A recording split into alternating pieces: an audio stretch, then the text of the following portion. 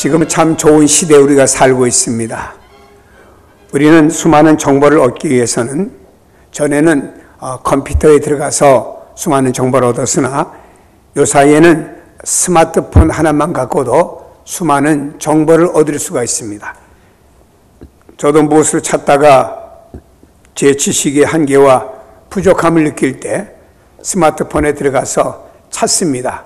그러면은 거기에서 아주 친절하게 그 모든 내용과 연도 그리고 사람 인물까지 자세하게 안내를 해주므로 역사 속에 이런 일이 있었구나 하는 것을 제가 알게 됩니다.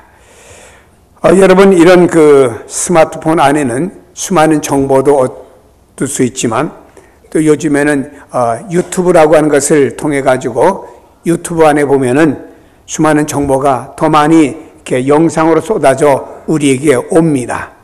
거기에 보면은 어떻게 하면은 다이어트에 성공할 수 있을까? 비법 10가지. 뭐 이래가면서 나오면 사람들 또 그걸 보고 흉내를 내며 또 그것을 통해서 다이어트 하는 이런 사람도 있습니다.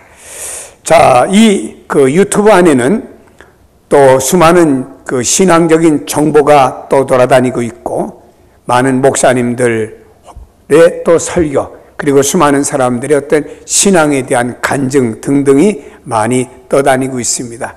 여러분들이 혹도 유튜브를 보면서 더 내가 수많은 정보를 신앙적으로 얻고 싶다 할 때 유튜브에 들어가서 보는 분들이 많이 있습니다.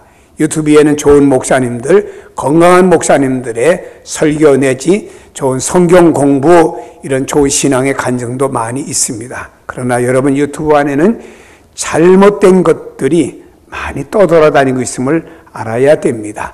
잘못된 것들을 우리가 유튜브를 통해서 지식을 접하다 보니까 그 영적인 지식이 잘못되어 가고 또 우리 신앙이 잘못되어 가는 경우가 있습니다. 그러다 보니 교회를 나오는 교인들도 많습니다만 교회를 안 나오는 가난한 교인이 200만이 된다고 하는 이런 뉴스도 나오고 있습니다. 여러분 유튜브를 보실 때 참 조심하셔야 됩니다. 잘못하면 그것을 통해서 우리의 신앙을 망칠 수도 있기 때문이라고 하는 것입니다. 제가 주일날 설교한 게 계속 매주마다 유튜브에 나옵니다. 그거는 계속 보셔도 괜찮아요. 그러나 다른 이상한 또 제목이 매력적인 게 있습니다. 그 안에 파고들다 보면은 현대 교회들 또 현대 목사님들을 여러 가지 공격하며 또 나오는 내용 속에서 괜히 매력을 느낀다 들어가다 보면은 그 속에서 잘못되어 가는 신앙의 모습이 있음을 발견하게 됩니다. 코끼리가 있어요.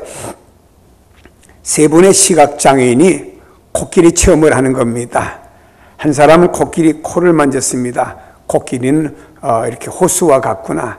코끼리의 다리를 만든 사람은 코끼리는 이렇게 기둥과 같구나. 코끼리의 배를 만진 사람은 코끼리는 벽과 같습니다. 같다고 그랬습니다. 세 분의 시각장애인이 모여갖고 서로 토론합니다. 코끼리 만져봤냐? 만져봤다. 야, 코끼리는 호수 같더라. 아니야, 이 사람아. 코끼리는 기둥과 같아. 아니야, 이 사람아. 코끼리는 벽과 같아. 세 분이 언쟁이 일어났습니다. 부분적으로 본 건 다 맞습니다. 그러나 눈을 뜬 사람이 전체적으로 볼 때는 부분이지 전체가 아니라고 하는 것입니다. 우리의 신앙도 마찬가지예요. 우리는 부분의 무엇을 가지고 이것이 전체의 신앙인 양 착각하는 경우가 너무나 많습니다. 잘못된 그 부분의 신앙이 오히려 나의 영혼과 나의 신앙을 망칠 수도 있다라고 하는 것입니다. 여러분, 우리의 신앙의 가장 중심은 무엇인가요? 우리의 신앙의 가장 중심은 예수 그리스도 밖에는 없습니다. 오늘 성경 우리에게 말씀하고 있습니다. 말씀이 육신이 되어라는 말씀입니다. 일반적으로 말의 존댓말이 말씀이라고 그러죠. 여러분 친구끼리 말할 때는 야, 말 좀 해봐 그럽니다. 그러나 선생님에게 말할 때는 선생님 말씀해 주세요. 이렇게 누군가가 존칭을 쓸 때는 말씀이라는 단어를 씁니다. 혹 여러분들이 저하고 대화 나올 때 목사님 말씀해 보세요 이러잖아요. 목사님 말해봐요. 이런 말도 할 수 있지만 대개 말씀해 보세요 이렇게 말하잖아요. 누구에게 존칭을 쓸 때 말합니다. 그러나 인간의 말보다 가장 존귀한 말은 하나님의 말씀인 줄로 믿습니다. 여호와의 말씀이라고 말하는데 다비드 야훼 혹은 다마르 야훼라고 말합니다. 하나님의 말씀이라고 말할 때는 아마르 엘로힘 내지 다바르 엘로힘이라고 히브리인들은 말합니다. 하나님의 말씀은 그 속에 명령이 있고 예언이 있고 구원의 선포의 형태로 나타나는 하나님의 말씀은 여러 종류의 모습과 표현으로 하나님의 말씀이 구약에 나타난 것을 보게 됩니다. 여러분, 말은 여러 종류, 여러 모습으로 표현이 되어집니다. 그러나 말은 형체가 아닙니다. 말을 여러분이 볼 수 있습니까? 말을 만져볼 수 있습니까? 형체가 아닙니다. 그런데 그 말에 의해서 형체는 움직입니다. 하나님께서 말씀하시며 이 땅에 빛이 있으라, 궁창이 있으라, 하나님의 말씀이 떨어질 때 형체가 나타나게 된 것입니다. 사람도 그렇잖아요. 사람의 말은 우리가 형체가 아닙니다만 말에 의해서 인격체가 움직이잖아요. 제가 물이 필요합니다. 집사님, 물 한 컵만 떠다 주세요 하면 어떤 집사님이 움직입니다. 저는 형체가 아닌 말을 하지만 그 집사님 형체는 움직이는 것이 우리 눈에 보일 수가 있겠지요. 여러분, 성경에 말씀합니다. 태초에 말씀이 계시니라. 여기 태초라고 하는 말은 무엇인가요? 우리가 살고 있는 지구를 포함한 전 우주의 시작점을 가리키는 것이 태초에, 그러나 창세기 1장 1절에도 태초라는 말이 나오는데 창세기 1장 1절에 태초는 창조가 시작되는 시점을 태초에, 요한복음 1장 1절에 태초는 바로 영원 전부터 가리키는 말입니다. 태초에 무엇이 있었습니까? 말씀이 계시니라. 말씀은 로고스입니다. 이 말씀을 헬라어로 보면은 이성과 개념과 현상 안에 내재해 있는 만물의 원리, 이성의 근거의 한 언어가 말씀이다. 이렇게 헬라어는 말하고 있고요. 철학적인 의미로는 형이상학적인 실제나 사물을 이해할 수 있는 법칙, 우주론적인 실제들을 표상하는 개념. 무슨 말이냐? 철학자들은 이걸 두 가지로 말합니다. 하늘과 영적인 세계와 저 우주적인 것을 가리켜서 형이상학적이라고 말하고, 우리 눈으로 보이는 땅의 것을 형이하학적이라고 말합니다. 그래서 철학자들은 말하길 형이상학적인 실제, 사물을 이해할 수 있는 어떤 법칙, 우주론적인 실체를 표상하는 개념이 말씀이다라고 말하고 있습니다. 제가 철학자의 말을 인용하려고 온 것은 아닙니다. 그런데 본절에서 말씀이 계셨다고 하는 로고스는 누구를? 그리스도를 의미하는 것이고, 그리스도께서는 만물보다 먼저 계심을 증명하는 내용을 말씀하는 것입니다. 요한이 그리스도를 이같이 지칭한 이유는요, 로고스가 말씀이 하나님의 뜻 그 자체이고 또한 하나님의 뜻을 계시한 분이기 때문이라고 칼빈 목사는 정의를 내리고 있습니다. 로고스의 영원성, 말씀의 영원성, 로고스의 인격성, 로고스의 신성, 로고스를 지닌 분은요, 계시의 완성자이신 바로 그리스도임을 성경은 말씀하고 있습니다. 사람들은 예수님이 마리아의 몸을 통해서 이 땅에 나셨기 때문에 그 전에는 안 계셨다가 성부 하나님께서 마리아 몸을 통해서 나올 때 그때 창조되거나, 아니면은 구약의 성부 하나님을 말씀했던 그 성부 하나님보다는 조금 못한 열등하신 분, 아들이니까 열등한 분이 바로 예수님이다, 이렇게 오해하는 경우가 많습니다. 예수님께서는요, 그 신성, 하나님의 성품은요, 영원전부터 성부, 성자, 성령, 이 세 위대신 하나님이 함께 계셨기 때문에 우리는 이 하나님을 가리켜 삼위일체 하나님이라 이렇게 말합니다. 요한복음 5장 18절에 보니까 유대인들이 이로 말미암아 더욱 예수를 죽이고자 하니 이는 안식일을 범할 뿐만 아니라 하나님을 자기의 친아버지라 하여 자기를 하나님과 동등으로 삼으심이로라. 유대인들이 왜 예수님을 핍박했느냐? 예수, 당신 인간이 하나님과 어떻게 동등하다고 말할 수가 있느냐 해서 예수님을 핍박하게 된 것이죠. 또한 골로새서 1장 17절에 또한 그가 만물보다 먼저 계시고 누가 로고스가 만물이 그 안에서 함께 섰느니라. 로고스에 의해서 말씀이 창조되었다 이런 말입니다. 이 말씀 로고스 하나님과 함께 하셨고 이 말씀은 곧 하나님이시니라 라고 1절에 말씀하고 있습니다. 지금 여러분 성부 하나님과 성자 예수가 분리가 아닌 영원전부터 함께 계셨음을 말씀하는 것입니다. 이 말씀은 하나님과 함께 계셨다. 영원전부터 성부 하나님과 성자 예수님이 함께 계셨다 이 말입니다. 여기에서 우리는 예수님의 신성, 예수님은 곧 하나님이라고 하는 신성을 증명하는 내용이 이 말씀 속에 담겨져 있습니다. 이 말씀은 하나님과 함께 계셨다. 그 신성이 성부 하나님과 함께 계셨다 이 말입니다. 로마 당시에 교회 안에, 교회 밖에 영지주의자들이 있었습니다. 이 사람들은 이렇게 말합니다. 예수님은 하나님으로부터 유출된 어떤 존재로서 하나님보다는 하등신이다. 이렇게 억측을 들었습니다. 이 영지주의자는 어떤 사람이냐면은 보이지 않는 것과 영의 세계만 거룩하고 보이는 세계는 다 악한 것이다. 이게 영지주의자입니다. 다시 말해 초대교회의 이단입니다, 여러분. 그런데 이들은 말하기를 그리스도는 하나님으로부터 나왔기 때문에 하나님보다는 좀 못한 하등신이다 라고 하면서 성부 하나님과 성자 예수님을 이렇게 다르게 구별하는 이야기를 영지주의자들이 했습니다.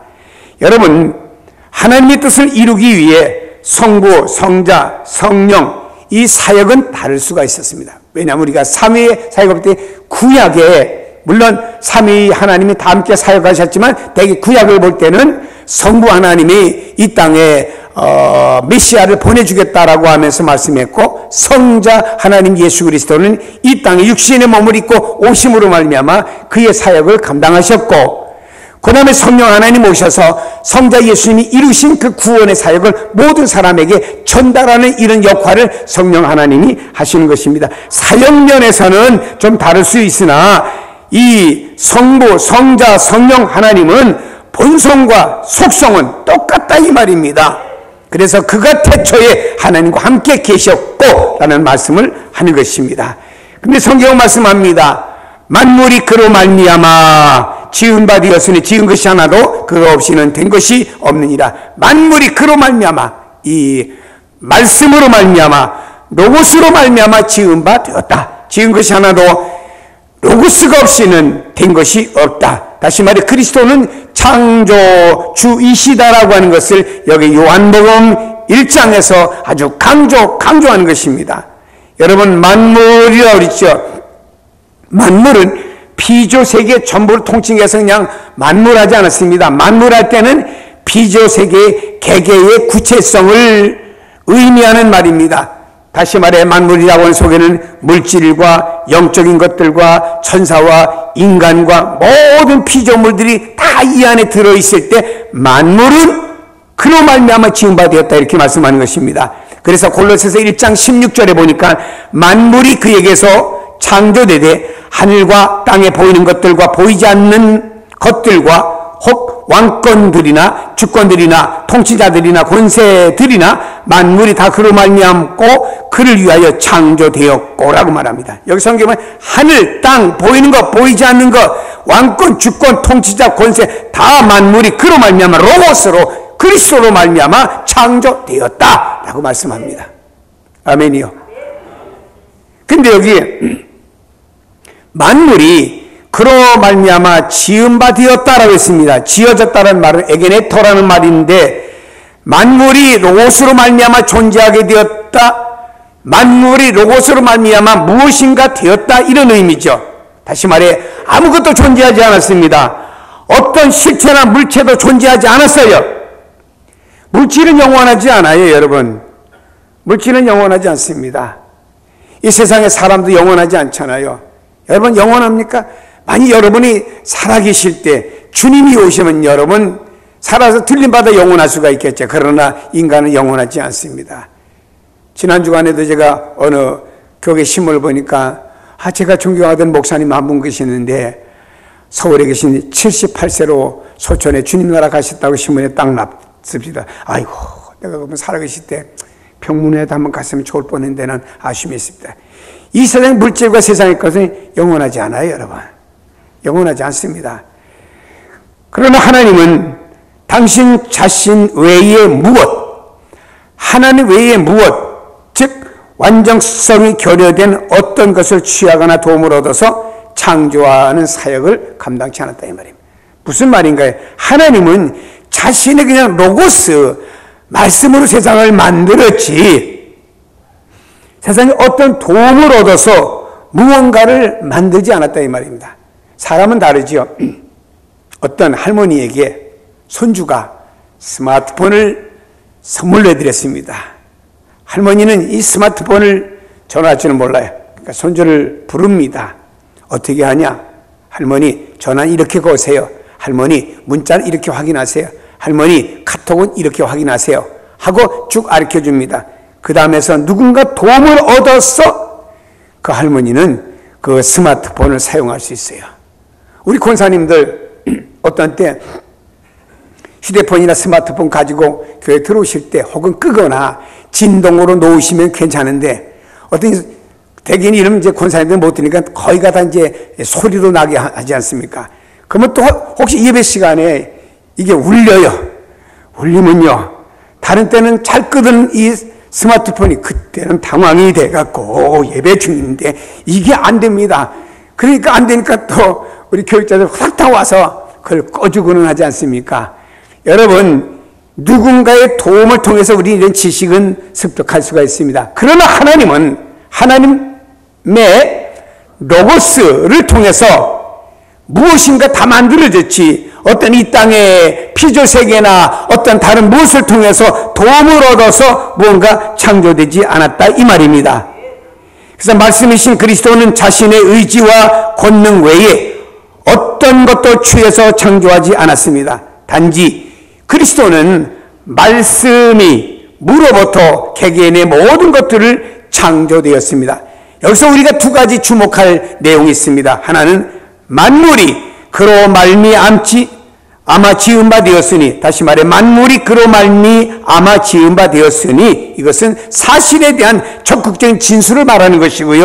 지은 것이 하나도 그거 없이는 된 것이 없느니라, 이것은 사실에 대한 절대적인 진술을 말하는 거예요. 다시 말해 그리스도는 모든 개개의 것들을 창조의 능동적으로 참여하게 된 것입니다. 그리고 세밀한 부분까지도 그리스도를 떠나서는 만들어지지 않았다라고 하는 것입니다. 여기서 기억할 것은 우리가 하나님을 되게 이렇게 이해하는 분들이 있어요. 하나님은 저 우주 밖에 멀리 계시고 나는 이 땅에 살고 있다. 내가 하나님 앞에 쫙 기도하면 그때 저 멀리 계신 하나님이 알았다. SOS 무엇이냐 이렇게 응답하는 줄로 알고 있습니다. 여러분, 사람들이 이렇게 하나님을 세상으로부터 멀리 떨어진 어떤 곳에 초월적으로 존재하면서 이 세상에 일어나는 일들은 하나님이 무관심하고 모르고 냉담하다라고 생각하는데 아닙니다. 그리스도는 가장 미미한 개인적인 사건이나 가장 보잘것없는 사람에 대해서도 깊은 관심을 보이고 있어요. 예를 들어 봅니다. 주님 말씀하셨습니다. 공중 나는 새도 하나님이 먹이시고 들의 백합화도 하나님이 입히시고 한 아사로인에 팔리는 참새 한 마리도 하나님이 예스 하지 않으면 떨어지지 않는다. 이렇게 말했습니다. 그리고 나서 하나님 말씀했습니다. 하물며 내가 나의 형상으로 지음받은 너희 인간들일까 보냐? 다시 말해 예수 그리스도를 통해서 구속받은 너희들일까 보냐? 그러면 하나님께서는 우리에 대해서는 말입니다. 더 세밀하고 깊은 관심을 보인다고 생각하셔야 됩니다. 그래서 세상에서 어떤 문제들이 있을 때 그 문제에 대한 해결책은 인간 자신이나 그 인간의 기술적인 수 안에 해결책이 있는 것이 아니고 모든 것의 해결책은 예수 그리스도이십니다. 그래서 우리는 모든 일어나는 문제 해결을 내 안에서 내 경험과 내 방법과 내 기술과 어떤 것을 가지고 해결하려고 하는 것이 아니고 바로 그리스도께 두어야 됩니다. 그리스도는 멀리 계시는 그리스도가 아니고 나와 함께 하시는 그 그리스도 안에서 모든 문제 해결책을 펼쳐 나가야 된다라고 하는 것입니다.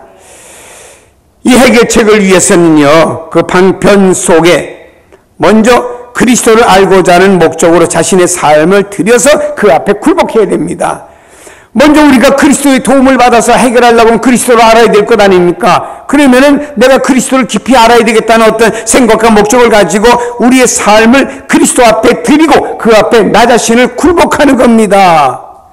그리고 굴복하고 나면 나는 어디에 돌아갑니까? 나는 그리스도에게로 돌아가잖아요. 내가 그리스도 안에, 그리스도가 내 안에서 임하는 그리스도에게로 돌아가잖아요. 거기에서 우리의 해결책, 방법을 찾을 수 있고 하나님은 세밀한 부분까지도 거기에서 해결 역사가 나오는 줄로 믿습니다. 여러분들 인생 살다가 크고 작은 문제가 있으면요, 그 해결책의 세밀한 부분을 어디에 찾아가느냐? 그리스도에게로 가져가서 그리스도에게서 찾아와야 될 줄로 믿습니다. 말씀은 실체가 아니죠. 그러나 말씀이 떨어질 때 실체가 만들어진 건 사실이죠. 말씀은 인간의 눈으로 보이거나 만질 수 있는 게 아니지 않습니까? 그러나 그 말씀이 빛이 있어라, 그 말씀이 궁창이 있어라 할 때 어떤 실체가 만들어진 것 아닙니까? 그러나 이 말씀 자체는 우리 인간의 육안이나 느낌으로 느낄 수 없게 하기 없지 않습니까? 그래서 하나님께서는 그 예수 그리스도를 역사 속에 우리 인간이 느끼고 우리 인간이 그 주님을 이렇게 볼 수 있고 하기 위해서 성경은 말씀합니다. 말씀이 육신이 되어 우리 가운데 거하심에 우리가 그의 영광을 보니 아버지의 독생자의 영광이요 은혜와 진리가 충만하더라 그랬습니다. 여기 성경에 말씀이 육신이 되셨다고 하는 것이 기독교의 핵심 교리 중에 하나입니다. 여러분, 우리가 1절에 말씀이 그리스도의 신성을 표현한 것입니다. 그리스도는 하나님과 같다, 신성입니다. 그리고 14절에 와서 말씀이 육신을 입고 이 땅에 왔다, 예수님의 인성, 다시 말해 우리와 같은 인간이다 이 말입니다. 그래서 1절에서 그리스도의 신성을 말했고 14절에 와서 인성을 말했습니다.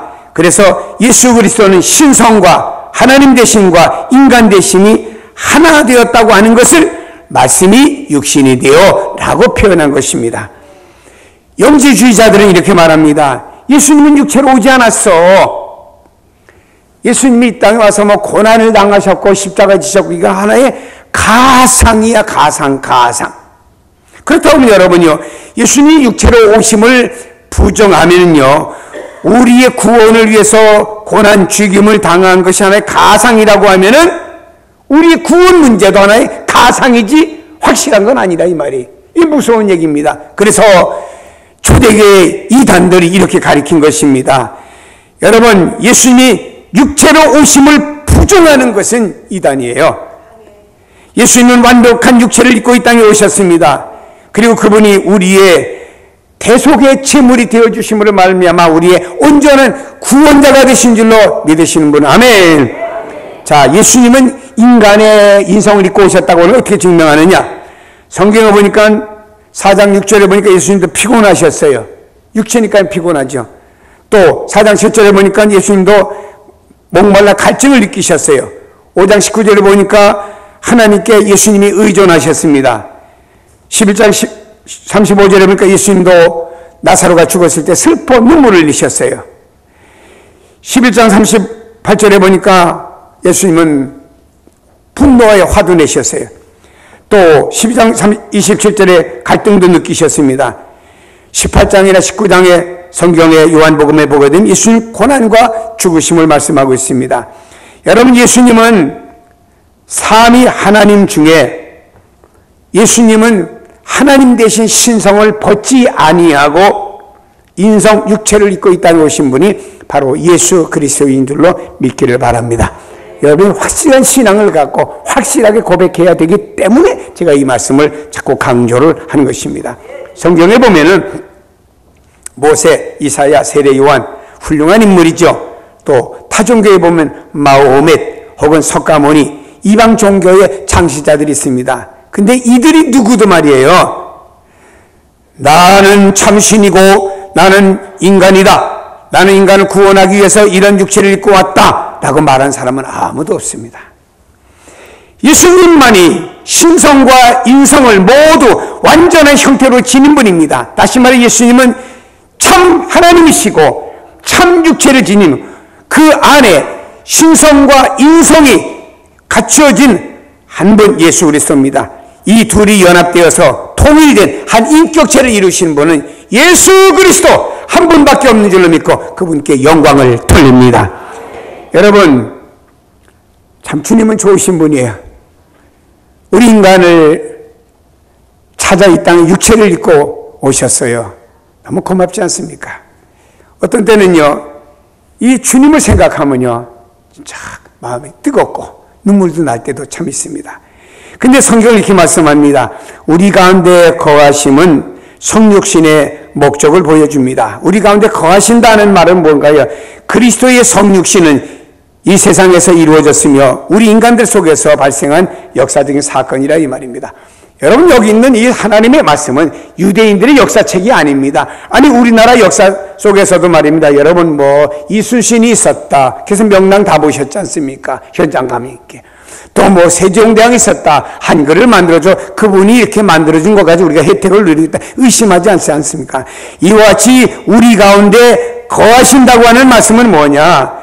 성육신이, 육체를 입고 오신 성육신이 이 땅에 이루어졌고 우리 인간 역사 속에 발생한 역사적인 사실의 현장이고 사실의 내용이라고 하는 것을 말씀하는 것이 거하심이라고 하는 뜻이 되는 것입니다.